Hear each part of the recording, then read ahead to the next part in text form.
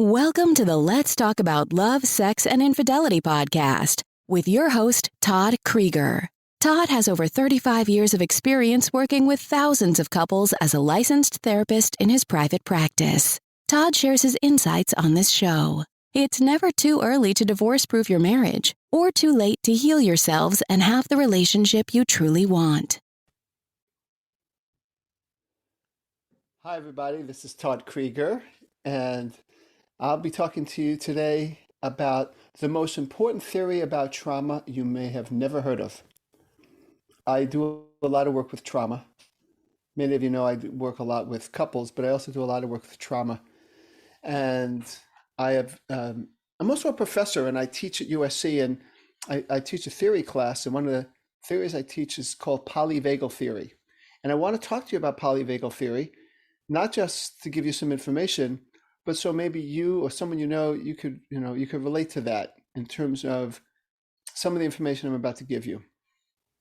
Polyvagal theory, which has been shown as truth neurobiologically, has really been a relatively new theory conceived by a man named Dr. Stephen Porges. And there's two things I want to talk to you about. One is neuroception, and the other is the three ways people deal with threat.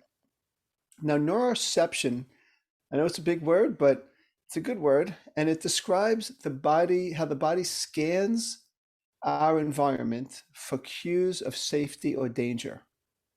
It's constantly ticking below our subconscious, and you may be aware of the physiological responses it can cause, right? If you're threatened, you might actually have feelings of anxiety, the heart speeds up and all that. But it is aware of danger below a conscious level, and that's there for survival. Now, when it comes to trauma is something that happens to us where it's not just a typical negative experience. It's traumatic in the case that it's pretty overwhelming for our nervous system. If we can't metabolize it well, manage it, it can develop into post-traumatic stress disorder. Now, I think the numbers are 85% of the time that people have trauma, they don't get PTSD. So they're able to metabolize it, but sometimes we can't, and then it kind of stays with us and lingers, and that's why someone like myself does a trauma treatment such as EMDR, which stands for eye movement desensitization and reprocessing, and help people process it. And I'm going to talk a little bit about the trauma treatment that I use, EMDR, in relationship to polyvagal theory. Let me tell you about polyvagal theory. It's fascinating. You might find it very useful. And people start to ease up on themselves when they learn about this. How many times have you heard people say, and I have,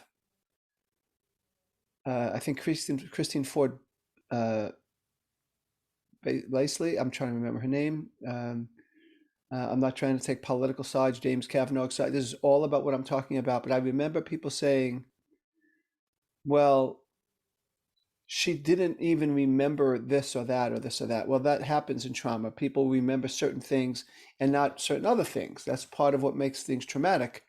Literally, trauma divides memory into its different parts: cognition, image, emotion, sensation, and sometimes people will remember parts of the memory and they won't remember other parts of the memory. So let me talk about the three different ways that this happens. And I'll talk about it in a story too, another one. People have blamed the rape victim, for example. How come you didn't do anything? How come you didn't fight that person off? How come you just laid there and let it happen? That is not only incorrect, it's harmful, of course. It's harmful to the victim, but it's also not in line with understanding how people oftentimes respond to threat, especially traumatic threat. One of the ways people deal with threat and animals is to freeze. It's a neuroception. Remember I said neuroception, it's a way of dealing with threat. It comes below the level of conscious awareness, and our response to it is below the level of conscious awareness as well.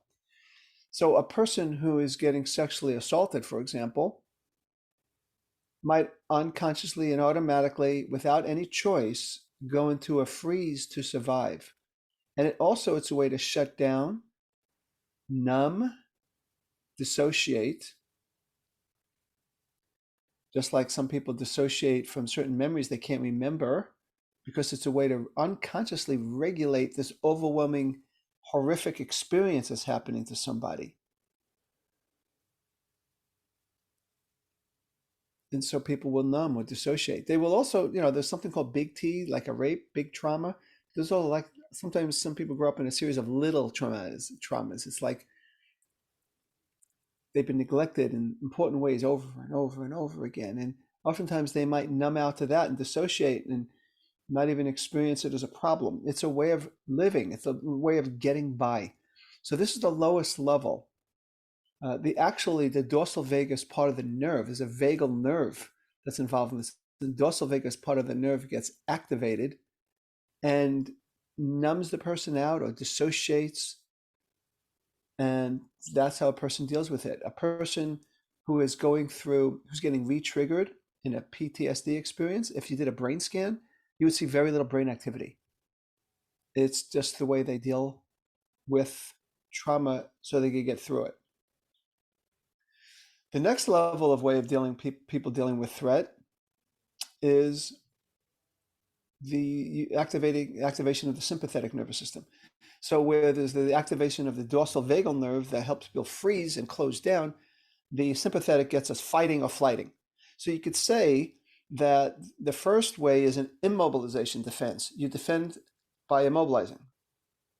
My wife and I were hiking. We were hiking real fast, and then this lizard just stopped and froze. And we walked over it, and then it ran away. It was just stuck, and it froze. Okay, that's the dorsal vagus. Then a little while later, another lizard, we were coming near it, and it heard us and just scooted away, right? Flight. That's where that part of the nervous system gets activated and moves, or fights, but it's a mobilization. And in a little while, I'm going to tell you how I do that sometimes, help people in trauma as they move up the ladder from one way of dealing with threat to the other. Because there's more energy in fight or flight versus freeze, of course. Okay, so we'll get to that. The highest level, maybe the most evolved way of dealing with threat, is what's called social engagement or co-regulation. If you grew up in a family where there was opportunities to develop a nice, secure relationship with your parent, that when you're stressed or angry at them even, you could talk it out, it might be easier for you to do this as an adult with a partner, where you could talk things out. So in my couples work, for example, I'm always trying to help couples get to the top of the ladder, the co-regulation part of the ladder. That's where the ventral vagal part of just a little neurobiology, the ventral vagal part of the nerve gets activated, as opposed to when people freeze, it's the dorsal vagus. So you have the dorsal vagus, sympathetic nervous system, ventral vagus. And when it gets activated, it literally puts a brake on any fears or threats so they could engage. So we could engage despite fear, and we can learn how to talk about things and share and learn how to deal with pain. It's what I do as a couples therapist all the time. Like I said, trying to get people to that level. But it's nobody's fault if they're stuck in one way of dealing with the threat or the other. And it's oftentimes lots of factors that go into it. So let me tell you how I might use polyvagal theory in helping a person deal with trauma. And it's so powerful. When I learned polyvagal theory, it gave me another avenue of which to work when I did some of my eye movement desensitization and reprocessing with clients. So let's say a person went through a traumatic experience of being abused, physically abused, let's say, just to use that as an example. And they were little, and the person that hit him was a much older brother, and that person froze just to get through it. Oftentimes, this person is plagued by feelings of powerlessness and guilt and shame that I didn't do anything about it. Just to realize that that little boy that was 4, what could he do against the 9-year-old brother? The person I'm thinking had no parents around at home at the time when these things would happen on a consistent basis. So he got stuck in the freeze mode, the dorsal vagus mode, where he numbed out. and he would tend to numb in his adult life. So what we did is we helped him access the part of him that could escape flight or punch, fight. We actually were able to help him come up with other memories where he was able to do that and bring that in with him to the memory. You know, I get creative. I don't want to get into all that detail now. But ultimately what we did is we helped him, as he reprocessed that memory, get out of it without being trapped. So he had another new experience of being mobilized as a defense as opposed to immobilized. So there's more energy there. Now we're helping him continue to go to the next ladder, the next stage of the ladder, and how he deals with his wife.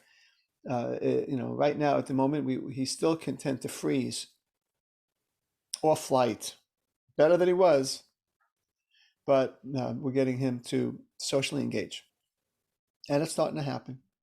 And what happens to a person as they go up the ladder, they start to be able to call upon their healthy self, their healthy resources.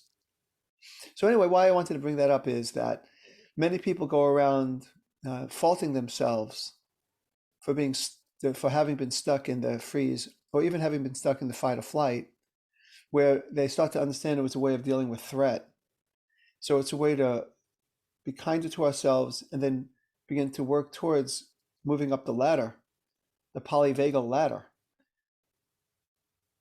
And ultimately, like I say, when I'm working with people in their current relationships, to get them to co-regulate, which really means that I can regulate myself enough so that I can listen to you and also share my feelings with you so you could regulate me, so that there's a co-regulation. What happens with mothers and children, fathers and children?